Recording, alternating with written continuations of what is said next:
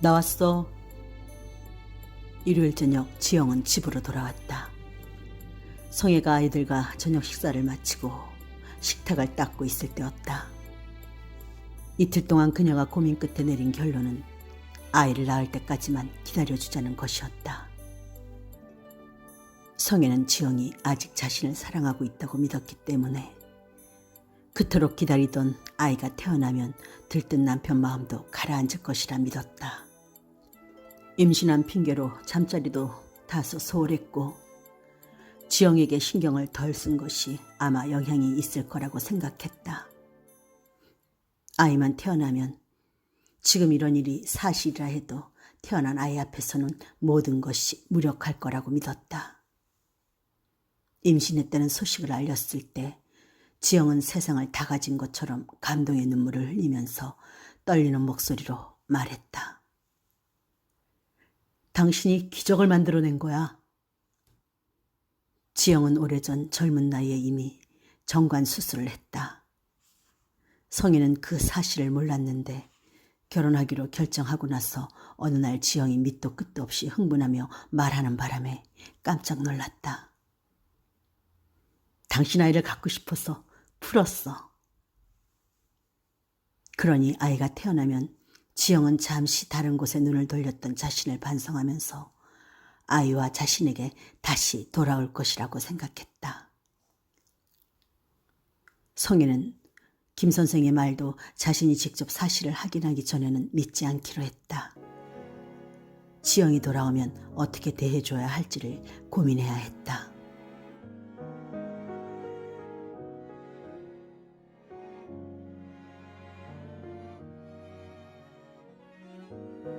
성혜는 하들짝 놀라며 반갑게 지영을 맞았다. 어머, 당신 더 늦게 올 줄 알았는데 서둘러 출발했군요. 고생 많으셨죠? 고생은 뭐 좀 피곤하긴 해. 별일 없었어? 애들은? 방에요. 얘들아, 아빠 오셨다. 성혜는 아이들 방을 향해 큰 소리로 외쳤다. 아이들이 문을 열고 지영을 향해 뛰어가서 안겼다. 지영은 여전히 평소와 같은 말과 행동으로 아이들을 안아주었다. 그의 왼손에는 핸드폰이 들려 있었다. 소리와 준이가 달라붙어서 떨어지지 않고 오랜만에 만난 아빠랑 놀고 싶어 했다. 지영은 달라붙은 두 아이를 질질 끌면서 소파로 갔다. 애들은 재미있다고 우아아아 하고 소리를 질렀다. 아빠 피곤하셔. 그만해. 괜찮아. 며칠 만에 만났다고 보고 싶었던 모양이지. 지영은 한 팔에 한 명씩 겨드랑이에 끼고 장난을 쳤다. 아빠, 나 한 게임만. 지영의 휴대전화를 집어든 준이가 그의 폰 케이스를 열었다. 준이는 늘 아빠 핸드폰으로 게임을 하는 걸 즐겼다. 지영은 순간 당황한 얼굴이었다. 하지만 잠긴 패턴이 보이자 안심이 되었는지 금세 안정을 찾더니 준이에게서 핸드폰을 뺏었다. 배터리가 다 닳아서 안 돼. 아직 조금 남았는데요. 딱 한 게임만, 네? 엄마 걸로 해. 충전해야 하는데. 엄마 폰에는 그 게임이 안 깔려있단 말이에요. 성희는 어쩌면 아들 덕분에 패턴을 알아낼 수 있을지 모른다고 생각하면서 잠자코 지켜봤다. 지영은 준이 표정을 보더니 핸드폰 케이스를 다시 열었다. 성희는 침을 꼴깍 삼켰다. 패턴을 그었다. 눈썰미가 좋은 편인 성혜는 지영의 패턴 순서를 놓치지 않았다. 의외로 무척 단순한 패턴이었다. 딱 한 게임만 하는 거야? 지영은 준이에게 인심 쓰듯이 핸드폰을 내밀었다. 준이는 신이 나서 폰을 받아들고 소파 한쪽에 앉아 게임을 시작했다. 그동안 지영은 소리랑 잠시 놀아주었다. 성혜는 화장실에 갔다가 나오면서 아이들을 체근했다. 이제 그만 들어가서 얼른 숙제 마저 하고 일찍 자야지. 준이도 전화 아빠 드리고. 성혜는 더 놀겠다고 우기는 아이들 달래서 방으로 들여보냈다. 식사는요? 오다가 휴게소에서 대충 먹었어. 배 안 고파. 우리 셋째는 잘 있나? 지영은 성의 배에 대고 다정하게 말했다. 기라, 아빠 왔다. 엄마 뱃속에서 잘 놀고 있었어? 어서 10달 채워서 쑥 나오너라. 지영은 성의 배를 어루만지면서 활짝 웃었다. 그럼 피곤하실 테니 얼른 씻고 좀 쉬세요. 그래야겠지? 알았어. 지영은 집을 나갈 때 입었던 검은 양복을 입고 귀가했다. 성혜는 지영이 들어오자마자 양복부터 확인했다. 3일 동안 장례식장에서 이 양복을 입고 버텼을 텐데 양복은 냄새도 하나 안 나고 구겨진 곳도 없이 말끔했다. 성혜의 모든 오감은 지영을 향해 예민하게 집중되어 있었다. 양복 내놓으세요. 세탁소에 맡기게. 3일 동안 그 옷 입고 지내셨을 건데. 성혜는 안방문을 열고 옷을 벗고 있는 지영에게 말했다. 그래. 알았어. 그런데 이것저것 잡일을 내가 다 도맡아 해야 해서 편한 옷으로 빌려 입었어. 친구 와이프가 내가 온다는 소리 듣고는 미리 옷을 가져왔더라고. 그래요? 어쩐지 옷이 말끔하다 했어요. 다행이네요. 그래도 장례식장을 다녀온 옷인데 세탁해야죠. 찝찝하기도 하고. 주세요. 내일 맡기게. 그래 그럼. 지영은 주머니에서 지갑과 휴대폰을 꺼내 화장대에 올려놓으면서 양복과 와이셔츠를 밀었다. 바지도 벗으세요. 잠깐. 지영은 바지 주머니에 넣었던 찻키를 꺼내고는 바지를 벗어주었다. 성혜는 지영의 양복을 들고 거실로 나와서 셔츠는 빨래통에 넣고 양복은 쇼핑백에 넣었다. 곧이어 지영이 따라 나와 양말과 속옷을 빨래통에 넣고 소파에 털썩 주저앉더니 리모컨을 찾았다. 성혜는 부엌을 정리하고 지영은 소파 팔걸이에 머리를 대고 옆으로 비스듬히 누워서 방금 시작한 8시 저녁 뉴스를 보았다. 안 씻어요? 씻어야지. 좀 쉬었다가. 이틀 동안 못 씻었을 텐데 씻고 눕지. 아니야, 씻을 건 다 씻었어. 좀 이따가 샤워나 하고 자야지. 그러세요. 그럼. 뭐, 과일이라도 드려요? 아니야, 생각 없어. 부엌 정리를 마치고 성혜는 소파로 와서 지영의 발끝에 앉았다. 지영은 얼른 발을 당겨서 무릎을 굽혔다. 성혜는 지영의 발목을 잡고 쭉 잡아당겼다. 괜찮아요. 쭉 펴세요. 여기 앉으면 돼요. 뉴스는 부동산에 거품이 너무 많아서 문제라는 내용을 길게 내보내고 있었다. 아프거나 하진 않았어? 시선은 뉴스를 향하고 지영이 다정하게 말했다. 아프긴요. 별일 없었어요. 당신이 고생이 많았죠. 나야 뭐 집에 있는데. 고생은 무슨, 당연히 할 일 하고 온 건데. 연세가 많으셨겠네요. 누구? 참나, 당신 친구 아버님요. 돌아가신. 그렇지. 편찮으셨나 봐. 그랬군요. 당신 아버님도 건강하셔야 하는데. 아버진 건강하셔. 앞으로 30년은 너끈히 사실걸. 지영이 웃었다. 지영은 평소와 다름이 없었다. 거짓말을 못하는 남자라 아마 지금 상황이 거짓된 연출이라면 지영은 당황하거나 망설였을 법도 한데 전혀 그런 기미가 보이지 않았다. 성혜는 지영의 수상한 모습을 찾을 수는 없었다.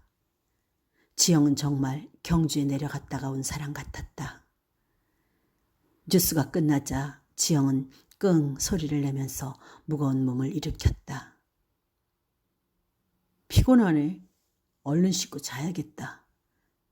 당신과 놀아주고 싶은데. 저도 피곤해요. 오늘은 얼른 씻고 주무세요. 내일 월요일인데. 그럴까? 그럼 나 씻어. 지영은 욕실로 들어가서 샤워기를 틀었다. 성혜는 소파에 놓인 지영의 전화기에 눈이 갔다.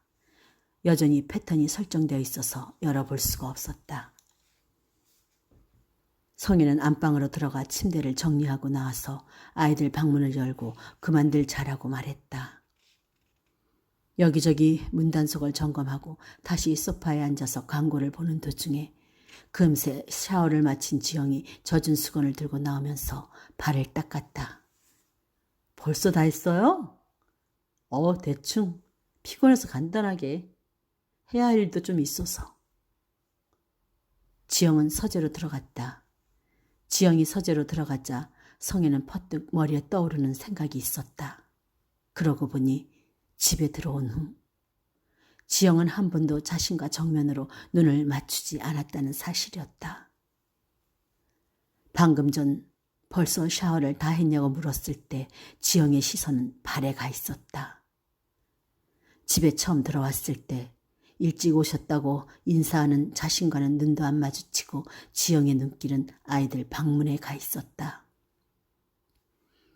뱃속의 아기에게 인사할 때는 그녀의 배에, 양복을 세탁소에 맡기겠다고 했을 때는 옷에, 소파에 누워있을 때는 TV에 가 있던 지영의 시선이다. 지영이 의도적으로 성혜의 눈길을 피했던 것이다. 늘 자신의 눈을 들여다보면서 이야기를 하고 웃던 남자였다. 오늘도 그냥 그러려니 하고 넘어갔는데 발을 닦던 지영이 성혜 쪽으로 고개도 안 돌리고 서재로 들어가는 것을 보면서 그녀는 달라진 지영의 모습을 보았던 것이다. 소파에 앉아있는 성혜의 눈은 TV 주말 드라마에 가 있었지만 온 신경이 지영의 서재로 향하고 있다는 것을 알았다. 남편은 지금 저 안에서 무슨 일을 하고 있는 걸까? 서서히 남편에 대한 의심이 돋아나기 시작했다. 성혜는 여태 한 번도 해본 적 없는 짓을 불안한 마음까지 동반해서 저지르고 있었다. 지영은 30분 정도 만에 서재에서 나왔다. 성혜는 애써 불안한 심리를 들키지 않으려고 자연스럽게 말했다. 다 했어요? 다 했어. 자려고. 당신은?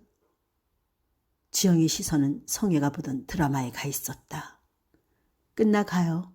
다 보고 잘게요. 먼저 주무세요. 그래? 그래 그럼. 나 먼저 자. 네, 푹 주무세요.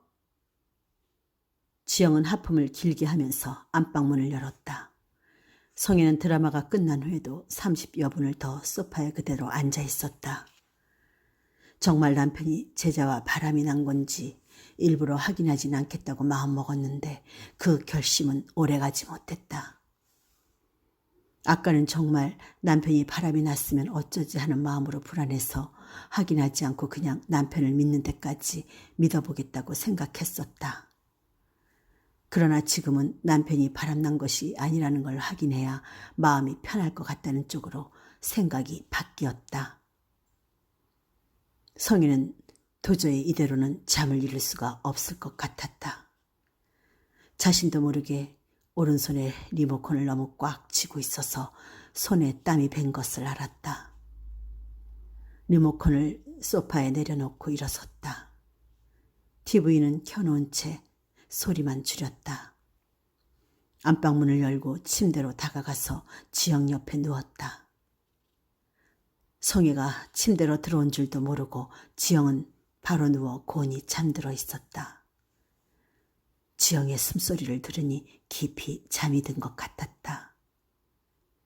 지영은 푸푸 숨을 소리내게 내쉬면서 자고 있었다. 성혜는 가만히 자리에서 일어나 방문을 닫고 서재로 향했다. 지영의 휴대전화는 전원이 꺼진 채로 출근 때 입을 상의 주머니 속에 있었다. 성혜는 전원을 켜고 아까 유심히 받은 패턴을 그렸다. 화면이 열리자 가슴이 뛰기 시작했다. 지영 폰을 열었지만 수상한 흔적은 찾을 수 없었다. 메시지, SNS 메신저, 최근 통화, 갤러리까지 다 뒤졌지만 여자의 흔적은 없었다. 완벽했다. 성혜는 잠시 멍했다.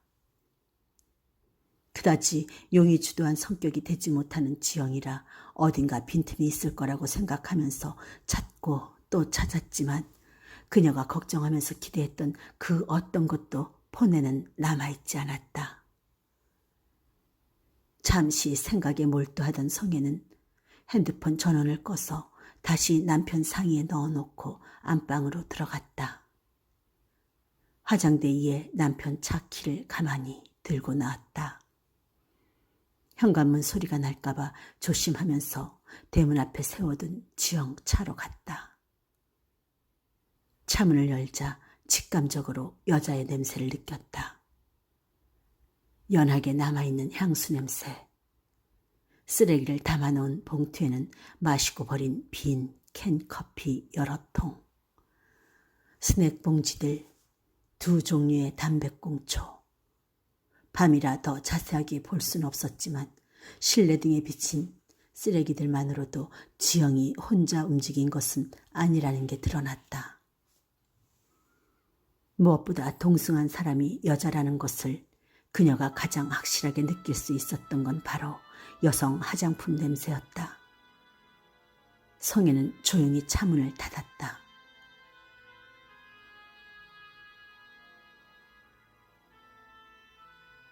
일주일이 지났다. 날씨는 급격히 더워졌다. 다음 주부터는 여름방학이 시작될 것이다. 일주일 동안 성혜는 지영을 예의주시했다. 지영은 변함없이 다정했고 매일 다르게 불러오는 성혜의 배를 보며 기대감에 가득 찬 웃음을 보내곤 했다. 달라진 것이 있다면 2번 이런저런 이유로 저녁을 밖에서 먹고 늦게 들어온 것과 전보다 훨씬 오래 서재에 들어가서 나오지 않는다는 것이었다. 성혜는 그 어떠한 잔소리도 하지 않았다.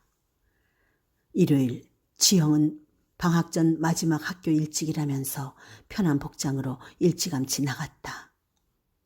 그녀는 그동안 지영을 지켜보며 느낀 부분이 있어서 점심때가 지나 김 선생에게 전화를 했다. 일요일이라 가족과 함께 하고 있을 시간이겠지만 용기를 내서 통화 버튼을 눌렀다. 난 일찍이라 학교예요. 무슨 일? 핸드폰 번호를 알려주셨는데 전화 한번 안 드리면 예의가 아닌 것 같아서 안부 전화 드렸어요. 별일 없으시죠? 별일은요. 성혜 씨는 어때요? 전 그럭저럭요. 날이 급격히 더워지는데 건강하게 잘 지내시는지 궁금해서 안부차 전화 드렸어요.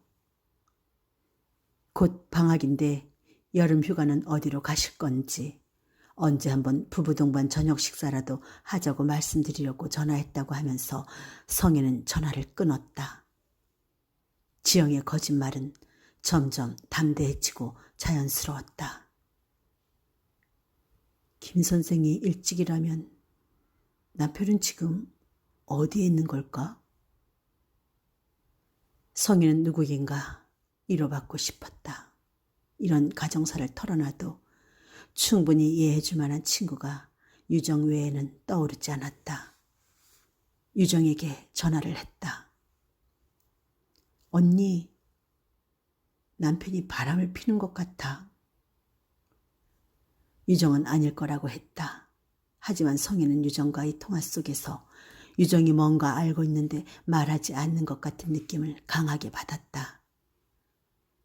언니, 남편이 혹시라도 배신했으면 나 그 남자 용서하지 못할 것 같은데 어떡해?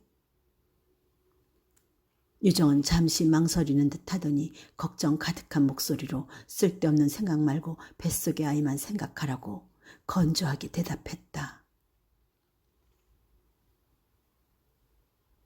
무슨 생각에서인지 성희는 컴퓨터를 켜고 흥신소를 검색했다. 흥신소 직원은 부담스러울 정도로 친절했다. 그녀는 용건만 정확하게 말했다. 전화를 끊고 멍하니 소파에 앉아서 마당의 핀 꽃들을 바라보았다. 내가 지금 무슨 짓을 한 거야? 성희는 혼자 중얼거렸다. 준이와 소리는 아직 미술학원에서 돌아올 시간이 아니었다. 뱃속의 아기는 심심찮게 발로 톡톡 배를 걷어찼다. 성희는 벽에 걸린 시계를 올려다보았다. 오후 3시를 넘기고 있었다. 날이 무척 더웠다. 가만히 앉아 있는데도 땀이 나기 시작했다. 그래도 아직은 아이를 생각해서 에어컨을 안 틀고 버텨볼 심산이었다. 발 아래에서 선풍기가 미풍으로 돌아가고 있었다. 지영은 성혜가 뭔가 낌새를 눈치챘다는 것에 대해 전혀 알지 못하는 눈치였다. 그동안 조금씩 변해가는 지영의 모든 것들이 그때마다 성혜의 신경을 자극했지만 그녀는 놀랍도록 침착한 자신에 대해 스스로 놀랐다. 얼마 전 그녀는 드디어 남편의 핸드폰에서 두 사람의 메시지로 나눈 이야기들을 확인했다.